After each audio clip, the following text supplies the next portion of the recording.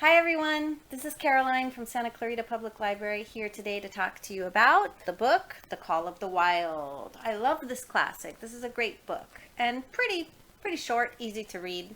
So The Call of the Wild is pretty popular right now because the movie just came out in February and I believe it's now available online to rent the movie. But you want to make sure that you read the book before the movie, right? Why do people always say that? Because you want to approach the book with an open mind and a clean slate so that your imagination can interpret the book the way that it wants to without being told by the movie how it's supposed to go. And in this case, as well as many other books and movies, the movie is very different than the book. So it's really nice to compare the two, but you want to read that book first. Okay, so what is it about? Well, first of all, it's by Jack London and published in 1903. It's going to give you some history in the settings of the book, so you're going to learn a little bit. This copy is about 173 pages, and the audiobook takes about 5 hours to listen to. You can find the ebook or the audiobook available on Santa Clarita Public Library database.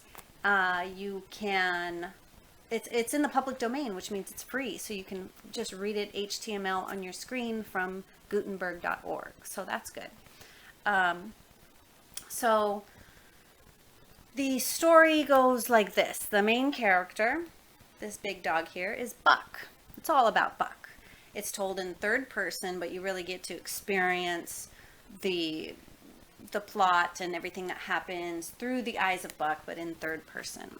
So Buck is this big, strong dog that's a mix between a St. Bernard and a German Shepherd.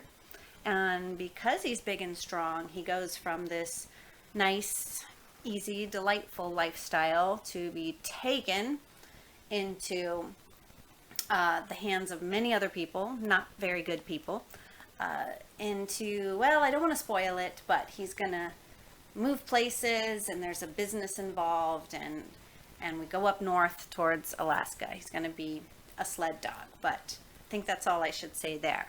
And he encounters a lot along his way, a lot of different people. He comes to a lot of life lessons and understandings about life as he goes along. So that's one of the best parts of the book, because the life lessons, when you have pain and strife and challenges, there's so many life lessons that come along with those when we adapt. So Buck does a lot of adapting. That's a really great point about this book. What I like about this book is that the author puts you in Buck's shoes, in the sense of you're not really fully aware of what's going on until Buck becomes aware. So I really like that. I like the historical significance and the lessons learned. And so when you're reading this, I want you to think about the interesting characters, good and bad. What are their intentions as they are interacting with Buck? What do they want? And what is Buck learning from all of the pain and suffering that he's going through?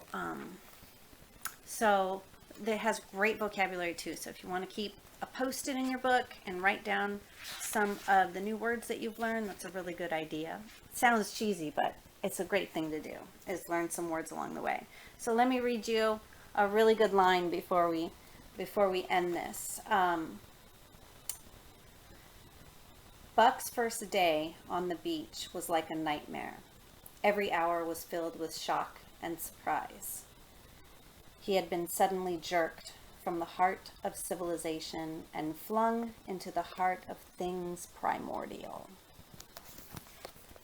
So I hope you get yourself a copy of Call of the Wild and then rent the movie and we can compare the two. All right, till next time.